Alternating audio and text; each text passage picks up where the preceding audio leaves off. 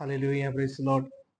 വീണ്ടും ഒരു ബുധനാഴ്ച വൈകുന്നേരം കൂടെ നമ്മുടെ കർത്താവിന്റെ നാമത്തിൽ നമുക്ക് കടന്നു വരുവാനായിട്ട് ദൈവം ആയുസ്സും ആരോഗ്യം തന്നതിനായിട്ട് ദൈവത്തിന് മഹത്വപ്പെടുത്താൻ നന്ദി പറയാം.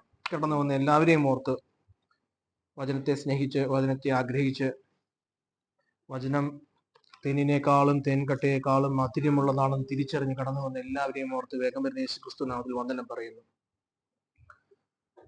റോമാലേഖനം 5-ാം അധ്യായത്തിന്റെ ആദ്യ ഭാഗങ്ങളിലാണല്ലോ നമ്മൾ ആയിരിക്കുന്നത്.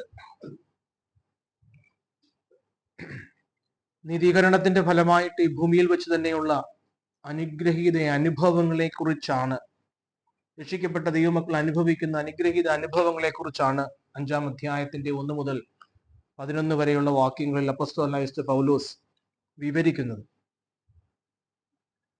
വിശ്വാസത്താൽ നീതീകരിക്കപ്പെട്ട ദൈവത്തോട് സമാധാനമുണ്ട്.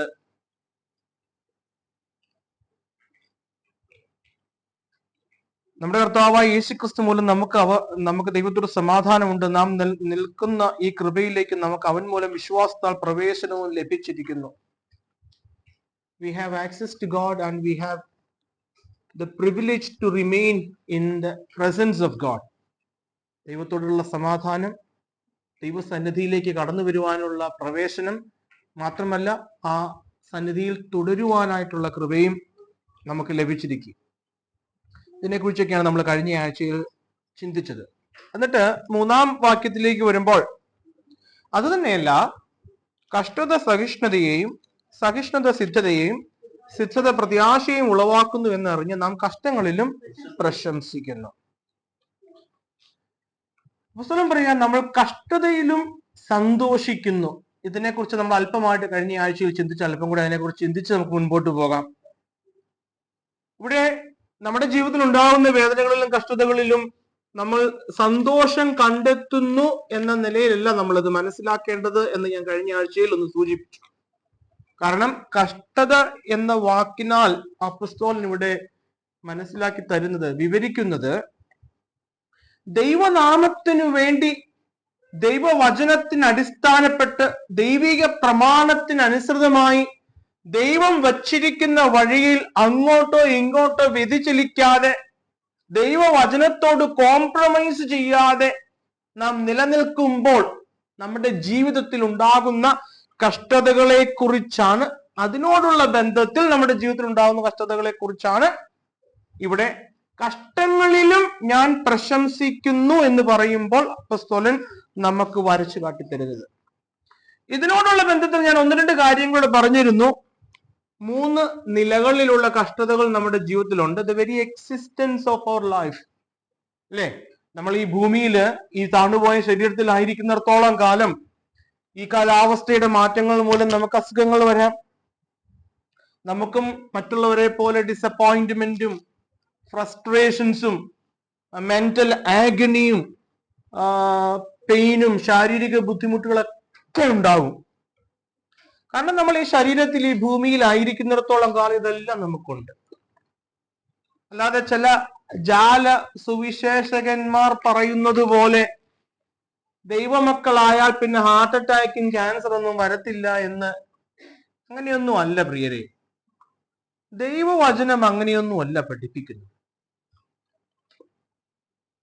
ദൈവവചനം എന്താ പഠിപ്പിക്കുന്നത്? ദൈവവചനത്തിലേക്ക്, അപ്പോസ്തലന്മാരുടെ ജീവിതത്തിലേക്ക്, വിശുദ്ധന്മാരുടെ ജീവിതത്തിലേക്ക് നമ്മളെ നോക്കുമ്പോൾ എന്താണ്? പലരും പറയുന്നത് അവന്റെ ജീവിതത്തിൽ എന്തോ വലിയ കുറവുള്ളത് കൊണ്ടാണ്. നമ്മൾ ഈ ഒരു കാര്യത്തിൽ ഇന്ന് രാത്രിയിൽ ഇവിടുന്ന് ഈ കൂട്ടായ്മയിൽ നിന്ന് പുറത്തേക്ക് പോകുമ്പോൾ ഒരു ഉറപ്പോടെ വേണം ഇന്ന് പോകാനായിട്ട്. ആരെന്ത് പറഞ്ഞാൽ എനിക്ക് ഉറപ്പുണ്ട്. വചനത്തിലേക്ക് നമ്മൾ നോക്കിയാൽ 2 തിമോത്തിയോസിന് എഴുതിയ ലേഖനം, 1-2 കാര്യങ്ങൾ ഇതിനെക്കുറിച്ച് അല്പമായിട്ട് നമുക്കൊന്ന് മനസ്സിലാക്കണം. ഒന്നും നമ്മൾ ഒരു സംശയത്തോടെ പോകരുത്, ഡൗട്ട് ഉണ്ടാവരുത്. 2 തിമോത്തിയോസിന് എഴുതിയ ലേഖനം 4-ാം അധ്യായം അതിന്റെ 20-ാം വാക്യത്തിൽ, 2 തിമോത്തി 4-ന്റെ 20-ാം വാക്യം ഒന്ന് വായിച്ചല്ലോ. 4-ന്റെ 20.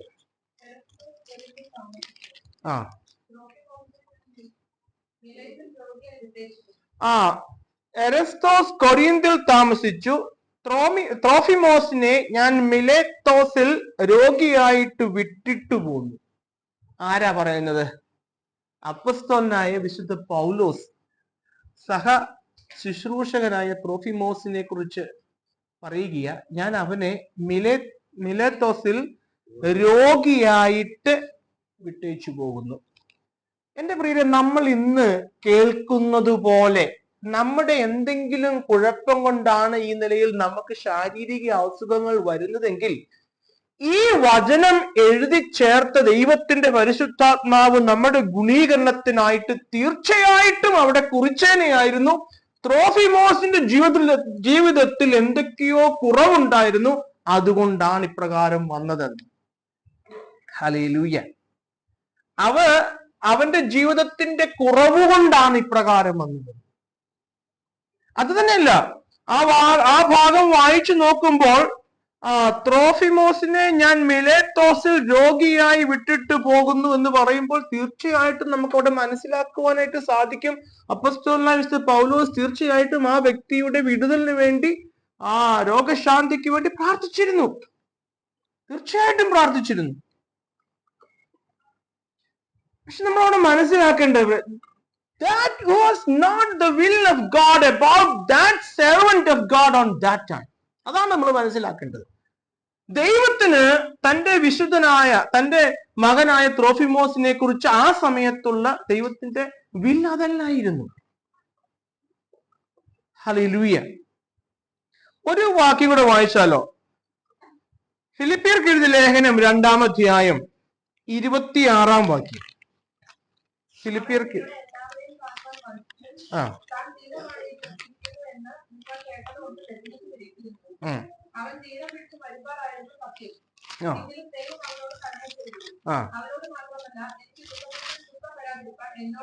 ഇവിടെ അപ്പസ്തോലൻ പറയുന്നത് എപ്പഫ്രാദിത്തോസിനെ കുറിച്ചാ പറയുന്നത്. എപ്പഫ്രാദിത്തോസിനെ കുറിച്ച് പറയുക, അവൻ നിങ്ങളെ എല്ലാവരെയും കാണുവാൻ വാഞ്ചിച്ചും താൻ ദീനമായി കിടക്കുന്നു എന്ന് നിങ്ങൾ കേട്ടത് കൊണ്ട് വ്യസനിച്ചും ഇരിക്കുന്നു. അവന് വന്ന രോഗം ചെറിയ രോഗമായിരുന്നില്ല. അടുത്ത വാക്യം എന്താ? അവൻ ദീനം പിടിച്ച് മരിക്കാറായിരിക്കുന്നു. മരിക്കാറാവാൻ പറ്റുന്ന നിലയിലുള്ള ഒരു അസുഖം അവനുണ്ടായിരുന്നു. ഹല്ലേലൂയ. നമ്മൾ ചിന്തിക്കേണ്ടത്, എന്റെ പ്രിയരെ, ഈ പഴയ നിയമ വിശുദ്ധന്മാരോ പുതിയ നിയമ വിശുദ്ധന്മാരോ അവരൊരു സൂപ്പർ ഹ്യൂമൻ, നമ്മൾ ഇന്ന് കാണുന്ന പിക്ചറിലൊക്കെ കാണുന്ന പോലെ വിശുദ്ധന്മാരുടെ പിക്ചറും അതിന്റെ മുകളിൽ കൂടെ ഇങ്ങനെ ഒരു കാർവൊക്കെ ഭയങ്കര ഫ്ലെയിം ഒക്കെ വെച്ചിട്ട് അങ്ങനെയൊന്നും ആയിരുന്നില്ല. അവര് സാധാരണ മനുഷ്യനായിരുന്നു. നമ്മളെ പോലുള്ള ഇമോഷൻസും നമ്മളെ പോലുള്ള ശരീരത്തില് അവർക്കും ചിന്തകളും ഇമോഷൻസും ദുഃഖങ്ങളും വ്യസനങ്ങളൊക്കെ ഉണ്ടായിരുന്നവരാണ്. താഴത്തെ വാക്യം നോക്കിക്കേ, അപ്പോസ്തലനായ പൗലോസ് എന്താ പറയുന്നത്? അതിന്റെ ശേഷം വരുന്ന വാക്യത്തില്, എങ്കിലും ദൈവം അവനോട് കരുണ ചെയ്തു. അവനോട് മാത്രമല്ല, പോളിനോടും കരുണ. എങ്ങനെയാ പറഞ്ഞത്? എനിക്ക് ദുഃഖത്തിന്മേൽ ദുഃഖം വരാതിരിപ്പാൻ ദൈവം എന്നോടും കരുണ ചെയ്തു. ഞാൻ പറഞ്ഞു മനസ്സിലായോ? സാധാരണ മനുഷ്യരായിരുന്നു ഇവരെല്ലാം. അതുകൊണ്ട് ഒരിക്കലും നമ്മൾ അങ്ങനെ ആ നിലയിൽ ചിന്തിക്കരുതേ. ആരെങ്കിലും ഇങ്ങനെ വന്ന് പറയുന്നുണ്ടെങ്കിൽ എന്റെ പ്രിയരെ, നമുക്ക് വചനത്താലുള്ള ഉറപ്പുണ്ടായിരിക്കണം. ആദ്യം നമുക്ക് ഉണ്ടാകേണ്ട ഉറപ്പ്, ഞാൻ ദൈവത്തിന്റെ മകനാണ്, മകളാണെന്നുള്ള ഉറപ്പാണ്. ഹല്ലേലൂയ. നമ്മൾ ഈ ചരിത്രത്തിലേക്ക് നോക്കിയാൽ ഞാൻ 1-2 പേരുടെ കാര്യം കൂടെ ഒന്ന് പറഞ്ഞ് മുൻപോട്ട് പോകുവാനായിട്ട് ആഗ്രഹിക്കുക. ഇംഗ്ലണ്ടിൽ നിന്ന് ഇന്ത്യയെ സ്നേഹിച്ച്, ദൈവത്തെ സ്നേഹിച്ച്, സുവിശേഷത്തെ സ്നേഹിച്ച്, ഇന്ത്യൻ ജനതയെ സ്നേഹിച്ച് ഇന്ത്യയിലേക്ക് വന്ന ഒരു ധീര വനിതയുണ്ടായിരുന്നു. 20കളിൽ തനിക്ക് 20 വയസ്സ് മാത്രം, ഏകദേശം അത്രയും മാത്രം പ്രായമുള്ളപ്പോൾ ധീരതയോടെ ഇന്ത്യയിലേക്ക് കടന്നു വന്ന ഒരു വനിതയുണ്ട്. അതിന്റെ പേര് എമി കാർമൈക്കിൾ എന്ന് പറഞ്ഞ ലേഡിയാണ്. Amy Carmichael. നിങ്ങൾ യൂട്യൂബിലൊക്കെ അടിച്ചു നോക്കിയാൽ ഗൂഗിൾ അടിച്ചു നോക്കി, എമി കാർമൈക്കിൾ. ആ വനിത തമിഴ്നാട് ഡോണാപ്പൂർ എന്ന് പറയുന്ന സ്ഥലത്താണ് വന്നത്. ഡോണാപ്പൂർ എന്ന് പറയുന്ന സ്ഥലത്ത്. ആ സ്ഥലത്ത് വന്ന് അവിടെ താമസിച്ച് ആ ജനത്തിനിടയിൽ സുവിശേഷ വേല ചെയ്തു. എത്രാമത്തെ വയസ്സിലാണെന്നറിയാവോ? 20-ാമത്തെ വയസ്സ്. 20 years. അല്ലെ, ഇംഗ്ലണ്ടിൽ നിന്ന് ഇന്ത്യയെ സ്നേഹിച്ച്, ഞാൻ ഈ ഭാഗം എങ്ങനെ ചിന്തിച്ചപ്പോ നമുക്കൊക്കെ ആ നിലയിലുള്ള ഒരു സ്നേഹമുണ്ടോ? നമുക്കൊക്കെ അങ്ങനെയൊക്കെ ഇറങ്ങി പോകാൻ പറ്റുന്നുണ്ടോ? സുവിശേഷത്തെ സ്നേഹിച്ച്, ദൈവത്തെ സ്നേഹിച്ച് കടന്നു. ഈ ഡോണാപ്പൂർ വന്ന് അവിടുത്തെ ഒരു സോഷ്യൽ റിഫോർമേഷൻ ഈ വനിതയിലൂടെയാ ദൈവം ചെയ്തത്. അവിടെ ഈ ഡോണാപ്പൂർ എന്ന് പറയുന്ന സ്ഥലത്ത് അവിടുത്തെ ആ സ്ഥലത്തുള്ള ഹിന്ദു സഹോദരന്മാർ തങ്ങളുടെ പെൺകുഞ്ഞുങ്ങളെ ദേവന്മാർക്ക് സമർപ്പിക്കുന്ന ഒരു സമ്പ്രദായം ഉണ്ട്. ദേവദാസി സമ്പ്രദായം. പെൺകുഞ്ഞുങ്ങളെ സമർപ്പിക്കും, അമ്പലങ്ങളിൽ കൊണ്ട് ദേവദാസികളായിട്ട് സമർപ്പിക്കും. എന്റെ പ്രിയരെ, ഈ ഒരു സമ്പ്രദായത്തെ ആ ദേശത്ത് നിർത്തൽ ചെയ്യാനായിട്ട് ദൈവം ഉപയോഗിച്ച വ്യക്തിയാ ഈ എമി കാർമൈക്കിൾ, ഈ ധീര വനിത. ദൈവം ആ വ്യക്തിയെ ഉപയോഗിച്ചു. അതിനകത്ത് രസം എന്താണെന്നറിയാവോ? തന്റെ ഈ സുവിശേഷ വേലയുടെ ഒരു നല്ല ശതമാനവും ബെഡ് റിഡൻ ആയിരുന്നു. ഈ പുള്ളിക്കാരൻ പാരലൈസ്ഡ് ആയിരുന്നു. താൻ ഇവിടെ വന്നു, വേല തുടങ്ങി കുറച്ചു നാൾ കഴിഞ്ഞപ്പോൾ പാരലൈസ്ഡ് ആയിപ്പോയി. അങ്ങനെ ബെഡ് റിഡൻ ആയി കിടന്ന അവസ്ഥയിലും ദൈവം ആ വ്യക്തിയെ ഉപയോഗിക്കുകയാണ്. നമ്മള് പുള്ളിക്കാരത്തി എഴുതിയ ഒരു വളരെ ഫേമസ് ആയിട്ടുള്ളൊരു പോയമുണ്ട്, what do I know of Calvary love. ഇന്റർനെറ്റിലുണ്ട്, നിങ്ങൾ അതിന്റെ ഒരു കോപ്പി എടുത്ത് വെക്കണം നിങ്ങൾക്ക് പോയത്തിനായിട്ട്. What do I know of Calvary love എന്ന് പറയുന്ന ഒരു പോയം. ആ എമി കാർമൈക്കിൾ എഴുതിയ ഒരു പുസ്തകമുണ്ട്, let the little children come unto me. ഭയങ്കര ഫേമസ് ആയിട്ടുള്ള ഒരു പുസ്തകമാണ്, let the little children come unto me. ഈ വ്യക്തിയുടെ ജീവിതത്തിലേക്ക് നോക്കിയാൽ ഫിസിക്കൽ സഫറിങ്, ശാരീരികമായിട്ട് ദുഃഖത്തിലും സങ്കടത്തിലും കിടക്കുന്ന, പക്ഷെ സ്പിരിച്വൽ ബ്ലെസ്സിങ് നോക്കിയേ. ശാരീരികമായ കഷ്ടത, പക്ഷെ ആത്മീകമായിട്ടുള്ള സമൃദ്ധി. ഹല്ലേലൂയ. Spiritual prosperity. അതുകൊണ്ട് ഞാൻ പറഞ്ഞു, നമ്മൾ ഇങ്ങനെയുള്ള ഇവരുടെയൊക്കെ ജീവിതത്തിലേക്കൊക്കെ നോക്കുമ്പോൾ നമ്മൾ ഒരിക്കലും ചിന്തിക്കരുത് ഈ വ്യക്തി ദൈവത്തെ സ്നേഹിച്ച്, സുവിശേഷത്തെ സ്നേഹിച്ച്, ഇന്ത്യയെ സ്നേഹിച്ച് ഈ ദേശത്ത് വന്നിട്ട് ഈ ഒരു അവസ്ഥയിലായപ്പോൾ ഈ വ്യക്തിയുടെ ഈ എമി കാർമൈക്കിളിന്റെ എന്തെങ്കിലും തെറ്റുകൊണ്ടാണെന്ന് ഒരിക്കലും നമ്മൾ ചിന്തിക്കരുത്. അങ്ങനെയല്ല. ഹല്ലേലൂയ. അത് God allowed it. Why? We don't know. ആ ഒരു അവസ്ഥയിലും അവിടെ ഒരു വലിയ റിഫോർമേഷൻ നടന്നു. ഞാനാ ചെയ്യുന്നത്, ഞാനാ എന്റെ സഭയെ പണിയുന്നത്, ഞാനാ സകലത്തെ നിയന്ത്രിക്കുന്നത്. നിന്റെ ശാരീരിക ആ സ്റ്റേറ്റസ് അല്ലെങ്കിൽ എന്താന്നുള്ളതൊന്നും എനിക്ക് പ്രശ്നമില്ല.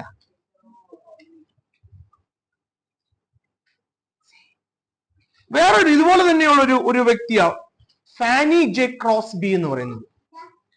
ഏകദേശം 8,000 കവിതകൾ സുവിശേഷത്തിനായിട്ട് ക്രിസ്തീയ സഭയ്ക്ക് നൽകിയ ഒരു വ്യക്തിയാ ഫാനി ജെ ക്രോസ്ബി. ഹല്ലേലൂയ. നമ്മുടെ ഇന്നത്തെ മലയാളം പാട്ടുകളിലും ചില പാട്ടുകൾ ഫാനി ജെ ക്രോസ്ബിയുടെ പാട്ടുകളാണ്. ഈ കുട്ടി ജനിച്ച് ഏകദേശം 8-9 ആഴ്ചകൾ ആയപ്പോൾ ചെറിയൊരു ഇൻഫെക്ഷൻ വന്ന് ആ കുട്ടിക്ക് ഡോക്ടർ കൊടുത്ത മരുന്ന് മാറിപ്പോയി കുഞ്ഞിന്റെ കാഴ്ച നഷ്ടപ്പെട്ടു. ഈ ഫാനി ജെ ക്രോസ്ബിയുടെ. പക്ഷെ ഇംഗ്ലണ്ടില് ഒരു ഗാങ്സ്റ്റേഴ്സിന്റെ ഇടയ്ക്ക് അവരെ ഉദ്ധരിച്ച് അവരെ തിരികെ കൊണ്ടുവരുവാനായിട്ട് ദൈവം ഉപയോഗിച്ചത് ഈ ബ്ലൈൻഡഡ് ആയിട്ടുള്ള വ്യക്തിയെ, ഈ ബ്ലൈൻഡഡ് ആയിട്ടുള്ള ലേഡിയെ ഉപയോഗിച്ചു. ഹല്ലേലൂയ. ആ പുള്ളിക്കാരത്തെ കുറിച്ച് വിക്കിപീഡിയ നിങ്ങൾ വായിച്ചു നോക്കിയാൽ വചനഭാഗങ്ങൾ മിക്കതും ഈ പുള്ളിക്കാരത്തേക്ക് കാണാപ്പാടമായിരുന്ന. പുതിയ നിയമം ഒരു നല്ല ശതമാനവും കാണാപ്പാടമായിട്ട് അറിയാതെ. ഞാൻ ഈ പറഞ്ഞതിന്റെ സാരം എന്താണെന്നറിയോ എന്റെ പ്രിയരെ? നമുക്ക് ദൈവമക്കളാണ്, രക്ഷിക്കപ്പെട്ടവർ. പക്ഷെ നമുക്കും ഫിസിക്കൽ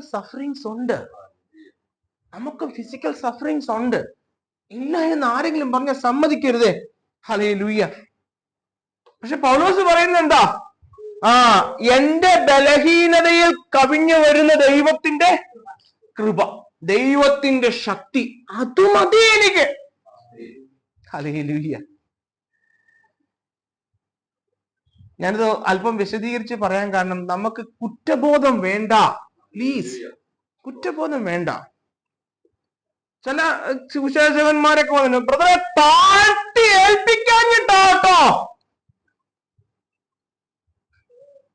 താഴ്ത്തി ദൈവസന്നിധിയിൽ ഏൽപ്പിക്കാഞ്ഞിട്ടാ, താഴ്ത്തി അങ്ങ് സമർപ്പിച്ചേൽപ്പിച്ച് പ്രാർത്ഥിക്ക്. നമ്മുടെ ചിലരുടെ സംസാരം നമ്മുടെ പ്രത്യാശയെ പോലും നശിപ്പിച്ച് കളയുന്ന രീതിയിലുള്ള സംസാരം അല്ലേ? പെയിൻഫുൾ കംഫർട്ട്, വേദനിപ്പിക്കുന്ന ആശ്വാസം നൽകുന്ന ആൾക്കാർ. താഴ്ത്തി സമർപ്പിക്കാൻ അങ്ങനെയൊന്നും അല്ല പ്രിയരെ. ഹല്ലേലൂയ. എത്രയോ വിശുദ്ധന്മാര്, പഴയ നിയമം എടുത്താലും പുതിയ നിയമം എടുത്താലും എത്രയോ പേരാ ശാരീരിക ബുദ്ധിമുട്ടുകളിലൂടെയൊക്കെ കടന്നുപോയി. പക്ഷെ ദൈവമൊക്കെ അവരെ ഉപയോഗിക്കുക. എന്റെ പ്രിയരെ, നമ്മൾ ശാരീരികമായിട്ട് ഫിസിക്കലി നമ്മൾ വെല്ലായിട്ട് ഇരിക്കുന്നെങ്കിൽ താങ്ക് ഗോഡ്, നന്ദി ദൈവമേ. ഞാൻ ചിലപ്പോൾ ചിന്തിക്കാറുണ്ട്, ഞാൻ ചോദിക്കട്ടെ, നമ്മുടെ കഷ്ടങ്ങളിലും വേദനകളിലും അല്ലേ നമ്മൾ ദൈവമുഖം കണ്ടിട്ടുള്ളത്? നമ്മുടെ വേദനകളിലല്ലേ നമ്മൾ ദൈവമുഖം കണ്ടിട്ടുള്ളത്? നമ്മുടെ വേദനകളിലല്ലേ നമ്മൾ ദൈവമുഖത്തേക്ക് നോക്കിയിട്ടുള്ളത്? നമ്മൾ പ്രാർത്ഥനയിലും ഉപവാസത്തിലും ദൈവസന്നിധിയിലുള്ള ജാഗരണത്തിലൊക്കെ നമ്മൾ ഏറ്റവും കൂടുതൽ ഉറപ്പോടെ അല്ലെങ്കിൽ ഏറ്റവും കൂടുതൽ ശക്തിയോടെ വന്നത് നമ്മുടെ ബുദ്ധിമുട്ട്, നമ്മുടെ കഷ്ടതയുടെ സമയത്തല്ലേ, നമ്മുടെ വേദനകളുടെ സമയത്തല്ലേ? Hallelujah, hallelujah. അതുകൊണ്ട് തീർച്ചയായിട്ടും നമുക്ക് ഈ ഫിസിക്കൽ സഫറിങ്സ് ഉണ്ട്, അത് വരും. അത് എന്തുകൊണ്ട്? I don't no, V don't no. അത് അപ് ടു ഹിം. ചിലർക്ക് അങ്ങനെയൊന്നും ആയിരിക്കില്ലായിരിക്കും. എനിക്കറിയാവുന്ന ഒരു ദേവദാസുണ്ട്. ദേവദാസന്റെ ജീവിതത്തിൽ ഒന്നിനുമേൽ ഒന്നായിട്ട് പ്രശ്നങ്ങളാണ്. അപ്പൊ നമ്മൾ ഇങ്ങനെ പ്രശ്നങ്ങൾ വരുമ്പോ ചിന്തിക്കും, ദൈവം ഇതെന്താ ഈ പ്രശ്നം, ദൈവം ഇങ്ങനെ തന്നെ വരുന്നത്. ഇനി ഈ ഭാഗങ്ങളൊക്കെ പഠിച്ചപ്പോ എന്റെ ആ നിലയിലുള്ള ചിന്തയെ ഞാൻ ഓർത്ത് ദൈവത്തോട് ക്ഷമ പറഞ്ഞു. കർത്താവേ, അങ്ങനെ ചിന്തിക്കാൻ പാടില്ല. ദൈവം വെച്ചിരിക്കുന്ന രീതി എങ്ങനെ? ഞാൻ ചോദിക്കട്ടെ, ആ ലാസറിന്റെ ജീവിതത്തിൽ എപ്പോഴെങ്കിലും സന്തോഷം ഉണ്ടായിട്ടുണ്ട്? ഏത് ലാസറുണ്ട്? ധനവാന്റെ ലാസറിന്. ആ ലാസറിന് എപ്പോഴെങ്കിലും സന്തോഷിക്കാനായിട്ട് എപ്പോഴെങ്കിലും ജീവിതത്തിൽ സന്തോഷം ഉണ്ടായിട്ടുണ്ടോ? അപ്പൊ നമ്മൾ ചോദിക്കും, എന്തുകൊണ്ടാ ദൈവം അങ്ങനെ ആക്കിയ? That is his will. That is his design. Hallelujah. ഒപ്പം നമുക്ക് ബാലശിക്ഷയുമുണ്ട്. ഞാൻ കഴിഞ്ഞ ആഴ്ച പറഞ്ഞു എന്താണ് ബാലശിക്ഷ, എന്താണ് ക്രൂശ്. ഒന്നുകൂടെ ഒന്ന് ക്ലാരിഫൈ ചെയ്ത് പറയാമോ ബ്രദറെ? ഈ ബാലശിക്ഷയും ക്രൂശും പലപ്പോഴും നമുക്ക് ദൈവമക്കൾക്ക് മനസ്സിലാക്കാൻ പറ്റാതെ പോകുന്ന ഒരു കാര്യമാണ്. എന്താണ് ബാലശിക്ഷ, എന്താണ് ക്രൂശ്? പലപ്പോഴും നമ്മൾ ഈ ബാലശിക്ഷ എന്ന് പറയുമ്പോൾ നമ്മൾ വഴിതെറ്റിപ്പോകുമ്പോൾ വഴിയിലേക്ക് കൊണ്ടുവരാനായിട്ട് അടിക്കാൻ ഉപയോഗിക്കുന്ന വടിയാണ് ബാലശിക്ഷ. പലപ്പോഴും ഇതിനെ ജനങ്ങൾ കാണുന്നത് ക്രൂശാണെന്ന്. വളരെ എളുപ്പം മനസ്സിലാക്കാനായിട്ട്. പുതിയ നിയമത്തിൽ ഒരു അപ്പസ്തോലന് കപ്പൽച്ചേദം ഉണ്ടായി അല്ലേ? ആർക്കാ? പൗലോസിന് കപ്പൽച്ചേദം ഉണ്ടായി. ഇതേപോലെ തന്നെ ഒരു കപ്പൽച്ചേദം പഴയ നിയമ പുസ്തകങ്ങളിൽ നമ്മൾ വായിക്കുന്നുണ്ട്. ആരാ? യോനാന്റെ ജീവിതത്തിൽ നടന്നത് ബാലശിക്ഷയാ. കാരണം ദൈവം വെച്ച വഴിയെ പോകാൻ തീരുമാനിക്കാതെ വഴിമാറി ഓടിയപ്പോ ദൈവം അടിച്ച് വഴിയേ കൊണ്ടുപോയി. പക്ഷെ വഴിമാറി ഓടിയതല്ല, ദൈവം വെച്ച വഴിയെ തന്നെ പോയതാ. ദൈവം പറഞ്ഞു ഞാൻ നിന്നെ റോമിലേക്ക് അയക്കും. റോമിലേക്ക് തന്നെയുള്ള യാത്രയില്ല. അപ്പോ ക്രൂശ് എന്ന് പറയുന്നത് ദൈവം വെച്ച വഴിയെ പോകുന്നവർക്ക് കിട്ടുന്നതാണ്. കഷ്ടതയാ. ഞാൻ പറഞ്ഞ മനസ്സിലായല്ലോ? വളരെ ഈസി ആയിട്ട് മനസ്സിലാക്കാം. ബാലശിക്ഷ ദൈവം വെച്ച വഴിയെന്ന് മാറിപ്പോകുമ്പോൾ അടിച്ച് വഴിയെ കൊണ്ടുവരുന്നു.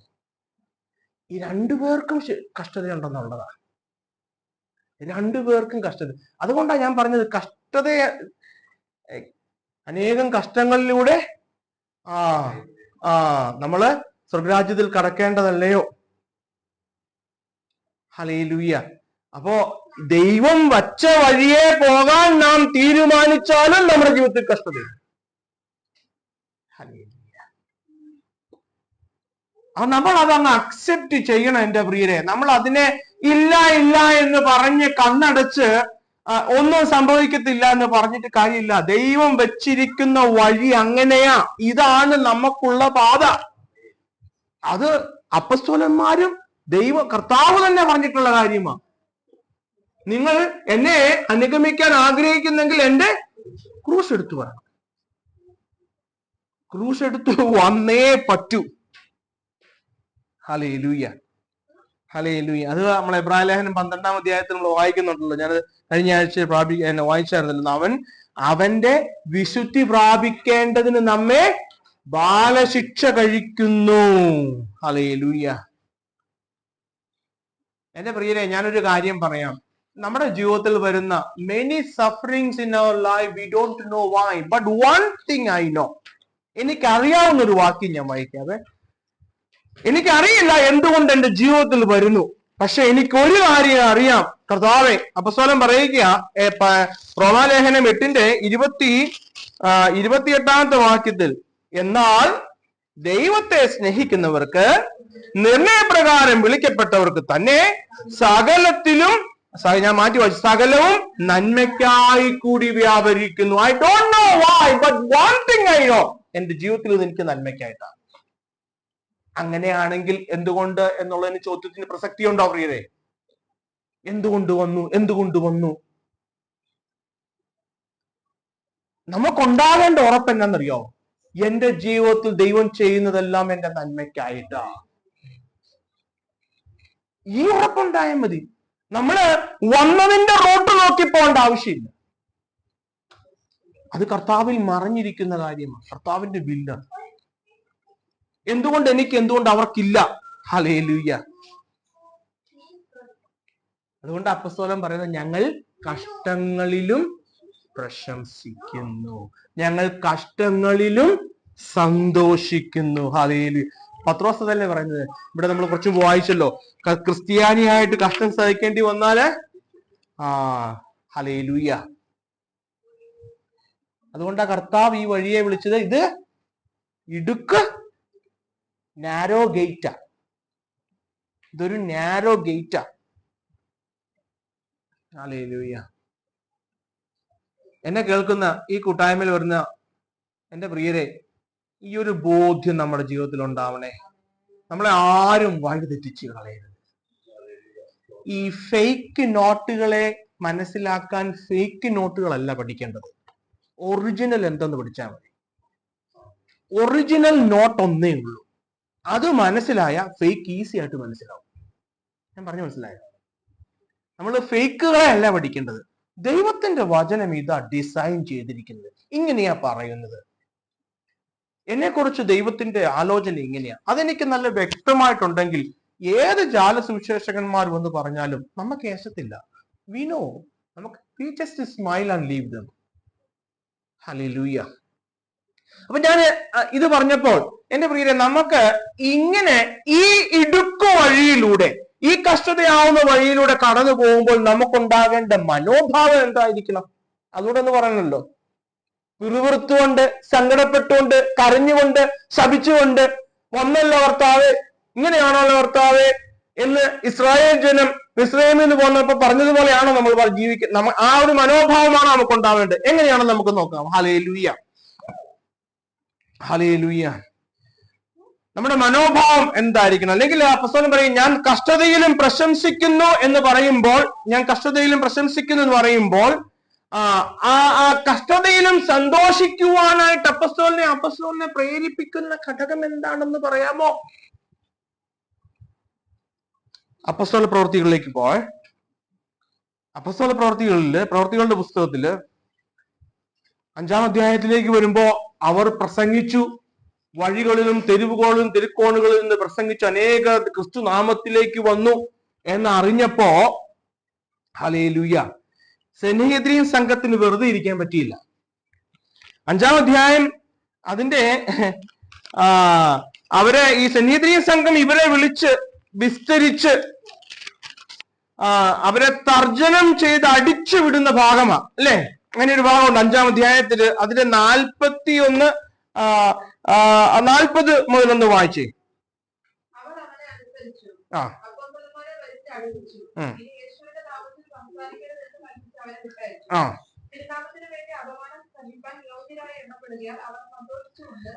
അവരുടെ ആറ്റിറ്റ്യൂഡ് നോക്കിക്കേ.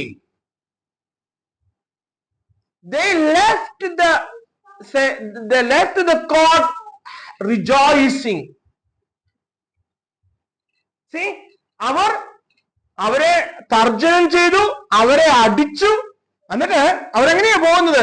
അവരെ വിട്ടയച്ചു. തിരുനാമത്തിന് വേണ്ടി അപമാനം സഹിക്കുവാൻ യോഗ്യരായി എണ്ണപ്പെടുകയാൽ അവർ സന്തോഷിച്ചുകൊണ്ട് ന്യായാധിപ സംഘത്തിന്റെ മുമ്പിൽ നിന്ന് പുറപ്പെട്ടു പോയി. അവിടെ ആറ്റിറ്റ്യൂഡ് ഉണ്ടോ? സന്തോഷിച്ചു കൊണ്ടുപോയി. എന്തിനാ സന്തോഷിച്ചത്? തിരുനാമത്തിന് നിമിത്തം അപമാനം സഹിപ്പാൻ എന്നെയും ദൈവം യോഗ്യനാക്കിയല്ലോ. ഈ തിരുനാമത്തിന് വേണ്ടി, ഈ പൊന്നുനാമത്തിന് വേണ്ടി കർത്താവ് അടിപ്പിണരേറ്റതിന് പോലെ ഞാനും അടിപ്പിണരാൻ, കർത്താവ് കഷ്ടത ഏൽക്കാനായിട്ട് എന്നെയും കർത്താവിനോട് അനുരൂപനാക്കാൻ കർത്താവ് എന്നെയും തെരഞ്ഞെടുത്തല്ലോ എന്ന് ഓർത്തപ്പോ അവർ സന്തോഷം കൊണ്ട് തുള്ളിച്ചാടിപ്പോയെന്നാ പറയുന്നത്. ഈ ഒരു മനോഭാവമാ ക്രിസ്ത്യൻ കഷ്ടതയിലൂടെ കടന്നു പോകുമ്പോൾ നമുക്കുണ്ടാവേണ്ടത്. ഇതായിരിക്കണം നമ്മുടെ ആറ്റിറ്റ്യൂഡ്. അല്ലാതെ പെറുപുറത്തും സങ്കടപ്പെട്ടും ശപിച്ചും ശാപവാക്കുകൾ പൊഴിച്ചും ഇങ്ങനെയായല്ലോ, ഇങ്ങനെ എന്ത് പറ്റി, അങ്ങനെയൊന്നുമല്ല. ഇതൊരു വലിയ ഭാഗ്യമെന്നെണ്ണി, ഞങ്ങളെയും യോഗ്യരാക്കി എന്നെണ്ണി അവര് പോകുന്നത്. ഹല്ലേലൂയ. നമ്മുടെ ആറ്റിറ്റ്യൂഡോ? ഒരു ചെറിയ പ്രശ്നം വന്നാ നമ്മുടെ ആറ്റിറ്റ്യൂഡോ? ഇവിടെ തിരുനാമത്തിന് വേണ്ടി അപമാനം, ഈ ഫിസിക്കൽ ടോർച്ചറിനേക്കാളും ഭയങ്കര സിവിയറാ മെന്റൽ ടോർച്ചർ, അല്ലേ? ഈ അപ്പസ്തോല പ്രവൃത്തികൾ 16 അപ്പസ്തോലനായ പൗലോസിനെ കുറിച്ച് പറയുന്നത് അപ്പസ്തോലിന്റെ തുണി ഉരിച്ച് കോലുകൊണ്ട് അടിച്ചെന്നാ പറയുന്നത്. വസ്ത്രം ഉരിഞ്ഞ് കളഞ്ഞ് അപമാനിച്ചെന്നിട്ടടിച്ചെന്നാ പറയുന്നത്. അത് അപ്പസ്തോലൻ 1 തെസ്സലോനിക്ക ലേഖനം 2-ാം അധ്യായം അതിന്റെ 2-ാം വാക്യത്തിലൊന്ന് വായിച്ചേ. അവിടെ അത് പറയുന്നുണ്ട്. അപ്പസ്തോലൻ പൗലോസ് പറയുക, 1 തെസ്സലോനിക്കക്കാർക്ക് എഴുതിയ ലേഖനം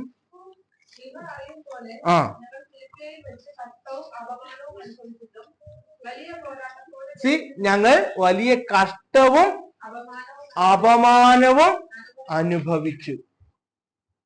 ഹല്ലേലൂയ. തിരുനാമം നിമിത്തം അപമാനം സഹിപ്പാൻ യോഗ്യരായി ഞങ്ങളെ എണ്ണി എന്ന് പറഞ്ഞ് ഞങ്ങൾ സന്തോഷിച്ചുകൊണ്ട് വിട്ടുപോന്നു. അപ്പൊ മനസ്സിലായോ?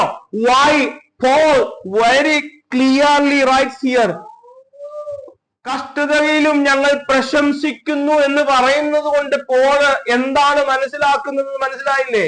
ഹല്ലേലൂയ. അവരുടെ ആറ്റിറ്റ്യൂഡ് അതാ, ഞങ്ങളും കർത്താവിനോട് അനുരൂപരായല്ലോ. ഹല്ലേലൂയ.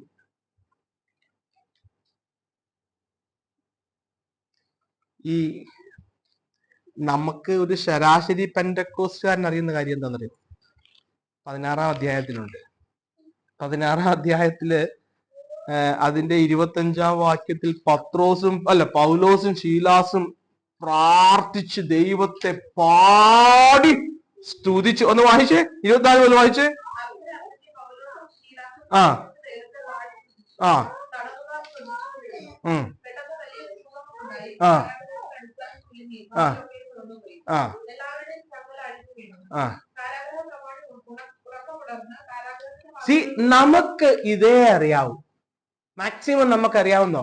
അവർ കൈയടിച്ച് പാടി ആരാധിച്ചപ്പോ ചങ്ങല പൊട്ടി ബന്ധിതരെല്ലാം മോചിതരായല്ലോ.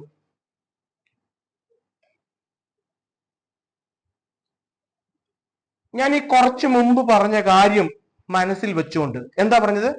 തിരുനാമത്തിന് വേണ്ടി അപമാനം സഹിക്കാൻ യോഗ്യരായി ഞങ്ങളെ എണ്ണി എന്ന് കരുതി അവർ സന്തോഷത്തോടെ അവിടുന്ന് പുറപ്പെട്ടു പോയി. ഈ ഒരു വാക്യം വെച്ചിട്ട് ഈ ഭാഗം ഒന്ന് വായിച്ചു നോക്കിക്കേ. അവർ എന്തുകൊണ്ടാ പ്രാർത്ഥിച്ചത്? എന്തുകൊണ്ടാ ആരാധിച്ചത്? എന്തുകൊണ്ടാ സന്തോഷിച്ചത്? അവർ കൈയടിച്ച് ആരാധിച്ച് പ്രാർത്ഥിച്ചതിന്റെ കാരണം ആ ബന്ധനം അഴിഞ്ഞ് ചങ്ങലയെല്ലാം പൊട്ടി പുറത്തു വരാനാണോ പ്രിയരെ? ആസ്കിങ് യു, നിങ്ങൾ എങ്ങനെ ചിന്തിച്ചു നോക്കി? നമുക്ക് ഇത്ര അറിയാവുള്ളൂ. അവർ കൈയടിച്ച് ആരാധിച്ച് ഞങ്ങളിപ്പോ ആരാധിച്ച് ഇപ്പൊ ഇതെല്ലാം പൊട്ടിച്ച് ഞങ്ങൾ പുറത്തോട്ട് വരും. അവരുടെ ആറ്റിറ്റ്യൂഡ് എന്താണെന്നറിയോ? അവരാരാധിച്ചതും കൈയടിച്ചതും ആഘോഷിച്ചതും തിരുനാമത്തിന് വേണ്ടി അപമാനം സഹിക്കാൻ ഞങ്ങളെ യോഗ്യരാക്കിയത് അതുകൊണ്ടാണ് അവർ ആരാധിച്ചത്, അല്ലാണ്ട് ആരാധിച്ച് പൊട്ടി പുറത്തു വരാനായിട്ടല്ല. സി, ഇങ്ങനെ വേണം നമ്മൾ വചനത്തെ കാണാൻ.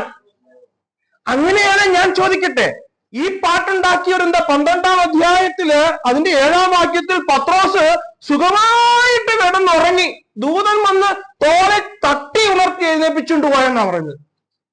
എങ്കിൽ പിന്നെ അർദ്ധരാത്രി പത്രോസ് സുഖമായി ഉറങ്ങിയപ്പോൾ എന്ന് പറഞ്ഞ് പാട്ടുണ്ടാക്കാത്ത എന്താ? ഇവിടെ അവർ രക്ഷപ്പെട്ടല്ലോ. രാത്രികാല അപ്പസ്തോലന്മാർ സുഖമായി ഉറങ്ങിയപ്പോൾ എന്ന് പറഞ്ഞ് പാട്ടുണ്ടാക്കണ്ടേ? അതൊന്നും നമ്മൾ പാടുന്നില്ല.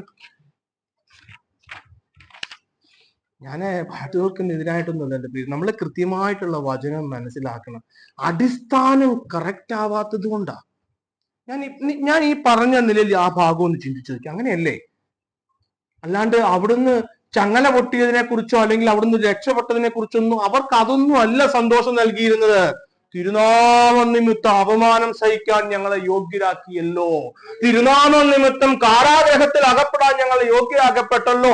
അതായിരുന്നു അവരെ സന്തോഷിപ്പിച്ചത്. അതവരെ പാടി ദൈവത്തെ സ്തുതിച്ച്, കർത്താവേ ഞങ്ങൾ അവിടുത്തോട് അനുരൂപരായല്ലോ.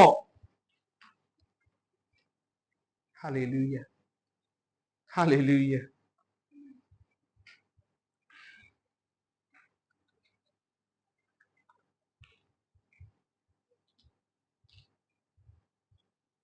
അതുകൊണ്ട് അപ്പസ്തലൻ പറയുന്ന കഷ്ടങ്ങളിലും പ്രശംസിക്കുന്നു. നമ്മുടെ ഉള്ളിലോട്ട് ഇതൊന്ന് കേറണേ. നമ്മുടെ കഷ്ടങ്ങളിലും പ്രശംസിക്കുന്നു. എന്തുകൊണ്ട് പ്രശംസിക്കുന്നു? Because Paul says, this is the way. ദൈവമക്കളുടെ പാത ഇതാ. വേറെ എന്തെങ്കിലും ആണെന്ന് ആരെങ്കിലും പഠിപ്പിക്കുന്നുണ്ടെങ്കിൽ എന്റെ പ്രിയരെ, വചനത്താൽ നമുക്ക് ഉറപ്പുണ്ടാവണം. ഇതാ പാത. ദൈവനാമത്തിന് വേണ്ടി, ദൈവവചനത്തിന് വേണ്ടി, ദൈവപ്രമാണത്തിന് വേണ്ടി ഒരുവൻ നിൽക്കുമ്പോൾ നിങ്ങളുടെ ജീവിതത്തിൽ കഷ്ടതകളും എതിർപ്പുകളും ഉണ്ടാകുന്നില്ല എങ്കിൽ I can make it sure that you are not in line with the word of God. നിങ്ങൾ കോംപ്രമൈസ്ഡ് ലൈഫാണ് ജീവിക്കുന്നത്. ദൈവനാമത്തിന് വേണ്ടി, പ്രമാണത്തിന് വേണ്ടി. ഇല്ല ജെയിംസ് അങ്കിളെ, എത്രയോ എല്ലാവർക്കും ഉണ്ട് പറയാൻ ഒരുപാട് അനുഭവങ്ങൾ, ഒരുപാട് അനുഭവങ്ങളുണ്ട്. അല്ലേ? നമുക്ക് അങ്ങനെ ഒരു കഷ്ടത വരുന്നില്ലെങ്കിൽ അർത്ഥം എന്നാണെന്നറിയാം, നമ്മൾ പ്രമാണത്തിലൊന്നും അല്ല നിൽക്കുന്നത് എന്നുള്ളത്. ഹല്ലേലൂയ. ഇന്ന് നമുക്ക് എന്താ, നമ്മുടെ സഭയുടെ നേതാക്കന്മാരിലേക്ക് അവർക്ക് വെയിൻ ഗ്ലോറിയാണ് അല്ലേ? പൊന്നും ആടയൊന്നും ഇല്ലാത്ത പൊന്നാട അണിയിക്കാനൊക്കെ പോയി നിൽക്കുന്നു, പൊന്നാട അണിച്ച് സന്തോഷിക്കുന്നു. കാരണം എന്നാന്നറിയോ? നമ്മള് ലോകത്തോട് അനുരൂപപ്പെട്ടു പോയി. ലോകത്തോട്. എന്റെ പ്രിയരെ, നമ്മൾ ഏതൊരു സ്ഥലത്ത് നമ്മൾ പുതുതായിട്ട് താമസിക്കാൻ ചെന്നാലും നമ്മൾ ആ സ്ഥലക്കാർക്ക് ആദ്യം കൊടുക്കേണ്ട ഒരു impression we are born again children of God. ഇത് നിങ്ങൾ കൊടുക്കുന്നില്ലെങ്കിൽ you try to hide your identity. നമ്മൾ ഏത് ഫ്ലാറ്റിലെ ഏത് സ്ഥലത്ത് എപ്പോ താമസിക്കാൻ ചെന്നോ ചുറ്റുമുള്ളവർക്ക് ഈ ഒരു കൃത്യമായ ഇൻഫർമേഷൻ കൊടുത്തിരിക്കണം. ഞങ്ങൾ ദൈവമക്കളാണ്, രണ്ട് ഗുണമുണ്ട്. ഒന്ന്, ദൈവനാമം മഹത്വപ്പെടും. രണ്ട്, പ്രലോഭനങ്ങൾ കുറയും. അവരുടെ ഉടായ്പ പാർട്ടിക്കൊന്നും നമ്മളെ വിളിക്കുകയോ അവർക്ക് നമ്മൾ ആ ഒരു പിക്ചർ കൊടുക്കണം. അല്ല, നിങ്ങൾ അത് ഹൈഡ് ചെയ്ത് വെക്കുകയാണെങ്കിൽ നിങ്ങളൊരു കോംപ്രമൈസ്ഡ് ലൈഫ് ജീവിക്കാൻ ആഗ്രഹിക്കുന്നത്. ഇതൊക്കെ എന്റെ ഗ്രൗണ്ട് റിയാലിറ്റി ആണ്. ഹല്ലേലൂയ. ഇതൊക്കെ എന്റെ ഗ്രൗണ്ട് റിയാലിറ്റി. നമ്മളെപ്പോഴും നമ്മൾ ആരാണെന്നുള്ളത് അവർക്കൊരു ഇൻഫർമേഷൻ അവർക്ക് കൊടുത്തിരിക്കണം. ഞാനിത് വേറെ ഒന്നും ഉണ്ടാക്കി എക്സാജറേറ്റ് ചെയ്ത് പറയുന്നൊന്നുമല്ല. കർത്താവ് പറഞ്ഞ എന്താ? ലോകം എന്നെ പകച്ചെങ്കിൽ നിങ്ങളെയും പകയ്ക്കും. ലോകം എന്റെ വചനം കേട്ടെങ്കിൽ, എന്റെ വാക്ക് കേട്ടെങ്കിൽ നിങ്ങളുടെ വാക്കും കേൾക്കും. കർത്താവ് തന്നെ പറഞ്ഞത്. ലോകം എന്നെ പകച്ചു. അല്ലേ, ഗുരുവേക്കാൾ വലിയ ശിഷ്യനില്ലല്ലോ. ഗുരുവിന് ഇതാണെങ്കിൽ ശിഷ്യന്മാർക്കും ഇത് തന്നെയാ വെച്ചിരിക്കുന്നത് എന്റെ പ്രിയരെ. ഹല്ലേലൂയ. എന്നിട്ട് പറയുക, നിങ്ങൾ ലോകത്തിന്റെ ഉപ്പാകുന്നു, വെളിച്ചമാകുന്നു. നിങ്ങൾ ലോകത്തിന്റെ ഉപ്പാകുന്നു. മക്കളെ, നമ്മളെ ആ ദൈവം ലോകത്തിന്റെ ഉപ്പായിട്ട് വിളിച്ചിരിക്കുന്നു. നമ്മുടെ ആ saltiness we need to keep. When we lose our saltiness, we are just thrown out on the roads. നമ്മളെ പുറത്തെറിഞ്ഞ് മനുഷ്യർക്ക് ചവിട്ടി മെതിക്കാനായിട്ടുള്ള. പക്ഷെ ലോകം നമ്മളെ കുറിച്ച് ആഗ്രഹിക്കുന്ന എന്നാന്നറിയോ പ്രിയരെ? നമ്മൾ ഈ സോൾട്ടിനെസ് കീപ്പ് ചെയ്യണമെന്നാ. ചോദിച്ചിട്ടില്ലേ, നിങ്ങൾ അങ്ങനെയൊക്കെ ചെയ്യുവോ? നിങ്ങൾ അങ്ങനെയൊക്കെ പോവോ? ചോദിച്ചിട്ടില്ലേ, നിങ്ങൾക്ക് അങ്ങനെയൊക്കെ ചെയ്യാൻ പറ്റുമോ? അവരുടെ ആഗ്രഹം നമ്മൾ അങ്ങനെ നിൽക്കണം എന്നാ. ലോകത്തിന്റെ ആഗ്രഹം അങ്ങനെയാണ്. ഹല്ലേലൂയ. നമുക്കാ നേരെ തിരിച്ചു വന്നിരിക്കും. നമ്മളാ ലോകത്തോട് അനുരൂപപ്പെട്ട പോയിരിക്കും. അതുകൊണ്ടാ പറയാൻ നമുക്ക് ഹോസ്റ്റിലിറ്റി ഉണ്ടെന്ന്. ഹല്ലേലൂയ. എന്താ പറയാ, അതുകൊണ്ട് നമുക്ക് ചില ലോക ചടങ്ങുകൾക്കൊന്നും പോകാൻ പറ്റില്ല. ഹല്ലേലൂയ. ശബരിമലയ്ക്ക് കെട്ടുകുറുക്ക് പോകുന്ന വിഗ്രഹാരാധനയ്ക്ക് അവിടെ ഒന്നും നമുക്ക് പോകാൻ പ്രമാണമില്ല എന്റെ പ്രിയരെ. ഹല്ലേലൂയ. നമ്മൾ ചില സ്ഥലങ്ങളിൽ നമ്മൾ നോ പറയണം. ഹല്ലേലൂയ. ഹല്ലേലൂയ. അപ്പോസ്തലൻ പറയുന്നുണ്ട്, കഴിയുമെങ്കിൽ നിങ്ങൾ എല്ലാ മനുഷ്യരോടും സമാധാനം ആചരിക്കണം. കഴിയുമെങ്കിൽ എന്ന് വെച്ചാൽ അർത്ഥം എന്താ? കഴിയാൻ പറ്റാത്ത സാഹചര്യമുണ്ട്. അതാ ഞാൻ പറഞ്ഞു. ലോകത്തോട് അനുരൂപപ്പെടാൻ നമുക്ക് പ്രമാണമില്ലാത്ത സാഹചര്യം ഉണ്ട്. അവിടെ അനുരൂപപ്പെടാൻ, അവരുടെ ആ സാഹചര്യങ്ങളിലേക്ക് കടന്നു പോകാൻ നമുക്ക് പറ്റത്തില്ല പ്രിയരെ. കാരണം നമുക്ക് സമാധാനമല്ല അവിടെ വിഷയം, ദൈവത്തെ പ്രസാദിപ്പിക്കണം. ലോകം എതിരാവും. അന്നേരം ലോകം എതിരാവും. ഞാൻ എന്റെ ഭവനത്തില് ഞങ്ങള് ആദ്യം ഇങ്ങനെ വേർപെട്ട സഭയിലേക്ക് പോയി വന്നപ്പോ തന്നെ എന്നോട് പലപ്പോഴും ഞങ്ങളോട് ചോദിച്ചിട്ടുണ്ട്. ഞാൻ ഈ ദിവസങ്ങളിൽ കുറിച്ച്, നിങ്ങൾ എന്തിനാ ഞാൻ പേഴ്സണലി ഇങ്ങനെ നമുക്ക് ആഭരണങ്ങൾ ഇടുന്നതിനോ അതിനൊന്നും എതിരൊന്നുമില്ല. എനിക്കതിനകത്ത് ഞാനൊന്നും പറയാറില്ല എന്നെ കുറിച്ച്. ഞാൻ ഈ ദിവസങ്ങളിൽ ചിന്തിച്ചപ്പോൾ ഞാൻ ഓർക്കുക, ഞങ്ങൾ ആദ്യ കാലങ്ങളിൽ വേർപെട്ട് വന്ന സമയത്ത് ഞങ്ങൾ ആഭരണം ഇട്ടാണ് ഞങ്ങൾ അവധിക്കാലത്തൊക്കെ നാട്ടിൽ പോയിക്കൊണ്ടിരുന്നത്. അപ്പോഴൊന്നും ഞങ്ങളുടെ വീട്ടിൽ ആർക്കും ഒരു പ്രശ്നമില്ലായിരുന്നു. ഒരു പ്രശ്നമില്ല. അപ്പൊ എന്റെ ഫാദർ പറയുന്നത്, നിങ്ങൾ അവിടെ അങ്ങനെ ഇവിടെ ഇങ്ങനെ. പള്ളിയിലൊന്നും പോകത്തില്ല, പക്ഷെ എങ്കിലും അവർക്ക് പ്രശ്നമില്ല. പക്ഷെ ഞങ്ങള് 2016 ആഭരണം ഊരി നാട്ടിച്ചു. പൂർണ്ണമായിട്ട് എന്റെ മക്കളും എന്റെ ജീവിത പങ്കാളിയും ഞങ്ങളെല്ലാവരും, ഞാനൊക്കെ ആഭരണം ഊരി നാട്ടിച്ചു. അന്ന് മുതൽ പ്രശ്നം ഉണ്ടാകുന്നത് ആഭരണം ഊരിയ കൊണ്ടല്ല, we showed that we are different. ആഭരണം ഊരുന്നല്ല, കാരണം ഞങ്ങളുടെ ജീവിതം അവർക്ക് കാണാനായിട്ട് 10-20 ദിവസം നാട്ടിൽ ചെല്ലുമ്പോൾ അവർക്ക് കാണാൻ പറ്റുന്നില്ല. ജീവിതം കൊണ്ടാണ് നമ്മൾ കാണിക്കേണ്ടത് കേട്ടോ. നമ്മൾ വേറെ ബാഹ്യമായ പ്രകടനങ്ങൾ കൊണ്ടൊന്നുമല്ല, നമ്മുടെ ജീവിതം കൊണ്ട് നമ്മൾ വ്യത്യസ്തരെന്ന് കാണിക്കണം. പക്ഷെ ഞങ്ങൾ ആ ചെല്ലുന്ന 10-20 ദിവസവും ഞങ്ങളുടെ ജീവിതം കൊണ്ട് അത്രയ്ക്ക് അവർക്കത് മനസ്സിലാക്കാനായിട്ട് സാധിക്കത്തില്ല. കാരണം ഞങ്ങളുടെ കൂടെ അല്ല താമസിക്കുന്നത്. പക്ഷെ ഞങ്ങള് ബാഹ്യമായി ചെയ്ത ഒരു കാര്യം അവർ ഞങ്ങളെ വ്യത്യസ്തരെന്ന് എണ്ണി. അവിടെ മുതൽ ഞങ്ങളുടെ ജീവിതത്തിൽ പ്രശ്നം ഉണ്ടാകാൻ തുടങ്ങി. അപ്പൊ ഞാൻ ഇന്ന് ചിന്തിക്കുമ്പോൾ ശരിക്കും ഞാൻ കരുതി എന്തിനാ ഞങ്ങൾ അങ്ങനെ ചെയ്തതെന്ന്. പക്ഷെ ഇന്ന് ഞാൻ ചിന്തിക്കുമ്പോൾ ആ ദൈവത്തിന്റെ പദ്ധതിയായിരുന്നു. ഞങ്ങൾ അങ്ങനെ വ്യത്യസ്തരായിട്ട് നിൽക്കണമെന്ന് ഞങ്ങളെ കുറിച്ച് ദൈവം ആഗ്രഹിച്ചു. ഹല്ലേലൂയ. അതുകൊണ്ട് ഞങ്ങൾ ഒരുപാട് കഷ്ടതകൾ കടന്നുപോയിട്ടുണ്ട്, ഇന്നും കടന്നുപോയിക്കൊണ്ടിരിക്കുക. ഹല്ലേലൂയ. സമാധാനമല്ല ചില സ്ഥലത്ത് ദൈവം ആഗ്രഹിക്കുന്നത്. ദൈവനാമം മഹത്വം എടുക്കണം. നമ്മൾ ലോകം, വീട്ടുകാര്, നാട്ടുകാര്, കുടുംബക്കാര്, സുഹൃത്തുക്കള് ഒക്കെ എതിരാവും. ഹല്ലേലൂയ.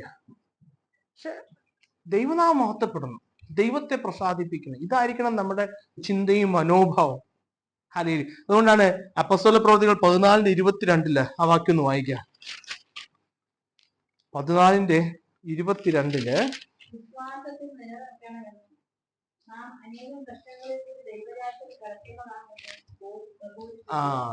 അതുകൊണ്ടാണ് അനേക കഷ്ടങ്ങളിൽ കൂടെ നമ്മൾ കടക്കേണ്ടത്, നിത്യത്തിൽ കടക്കേണ്ടതായിരിക്കുന്നു. ഹല്ലേലൂയ.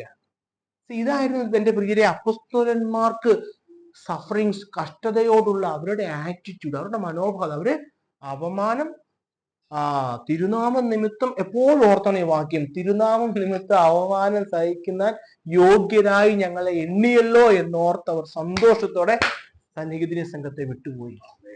എന്റെ പ്രിയരെ, നമ്മുടെ ആ മനോഭാവം അതായിരിക്കണം. നമുക്കും അങ്ങനെ ആയിരിക്കണം.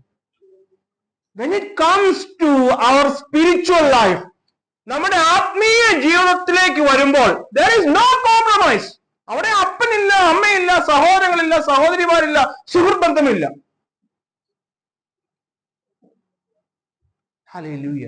അവിടെ എന്റെ കർത്താവുമായിട്ടുള്ള റിലേഷൻഷിപ്പ് മാത്രമേ ഞാൻ നോക്കാവൂ. വേറൊന്നിനും അദ്ദേഹം പറഞ്ഞത്. അപ്പോ അവിടെ സമാധാനമോ ബന്ധങ്ങൾ നഷ്ടപ്പെടുകയോ അതൊന്നും അല്ല ഇമ്പോർട്ടന്റ്. ദൈവത്തെ പ്രസാദിപ്പിക്കുക. What is God's. എന്റെ പ്രിയരെ, ഞാൻ പറഞ്ഞല്ലോ, ദൈവത്താൽ വിളിക്കപ്പെട്ടവരാണ് നാം എങ്കിൽ എന്ന് ഉറപ്പുണ്ടെങ്കിൽ വഴി വിട്ടുപോയാൽ തീർച്ചയായിട്ടും അടിച്ചു തിരിച്ചു കൊണ്ടുവരും. തീർച്ചയായിട്ടും കൊണ്ടുവരും.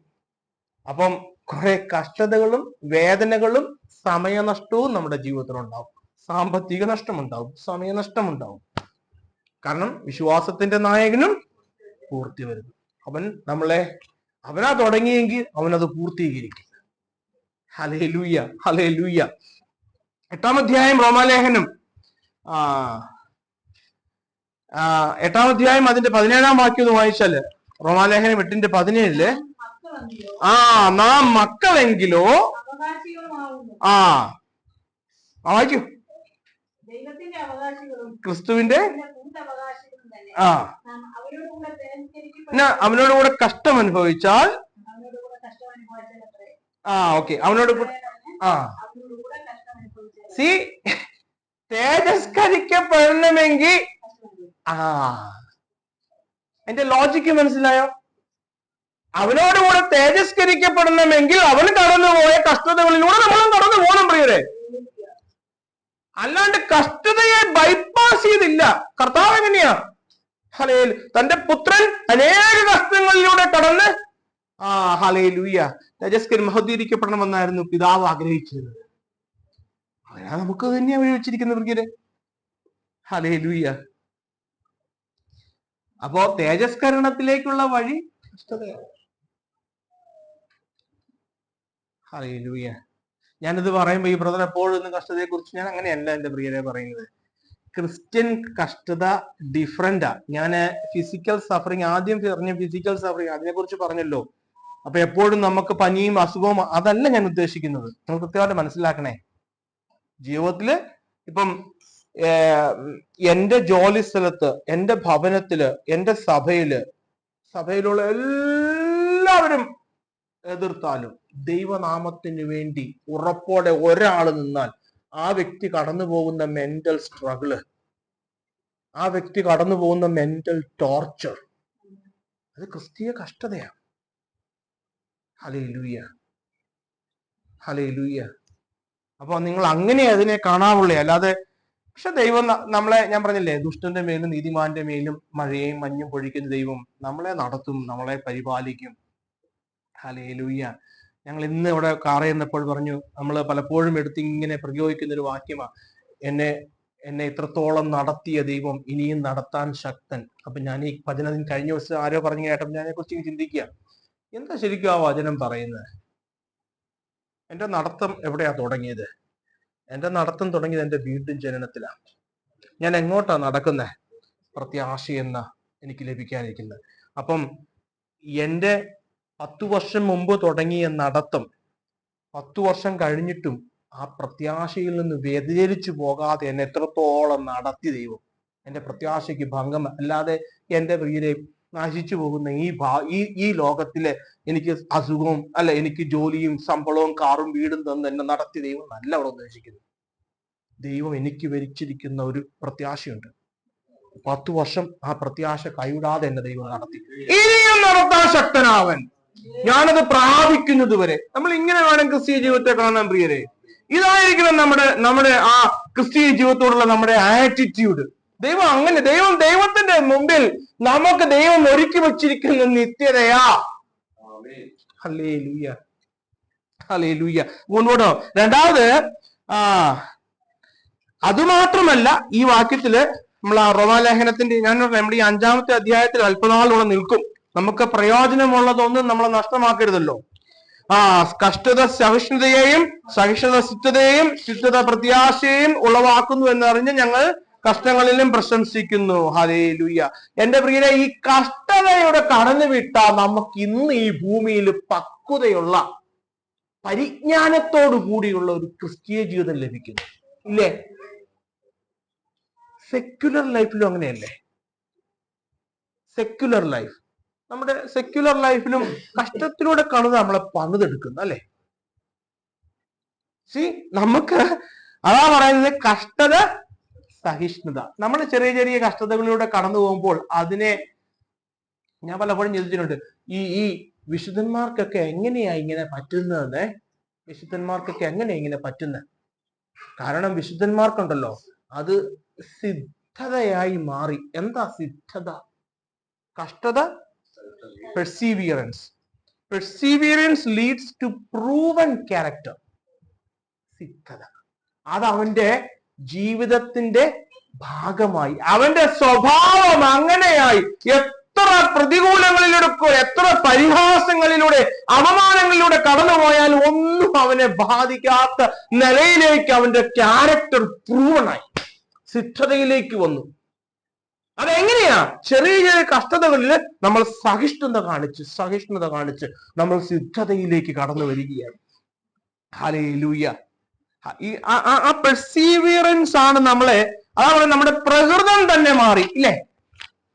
നമ്മുടെ പ്രകൃതമേ മാറി. ചില കാണുമ്പോൾ അവന്റെ പ്രകൃതമേ മാറി. ഹല്ലേലൂയ. അവന്റെ പ്രകൃതം മാറി.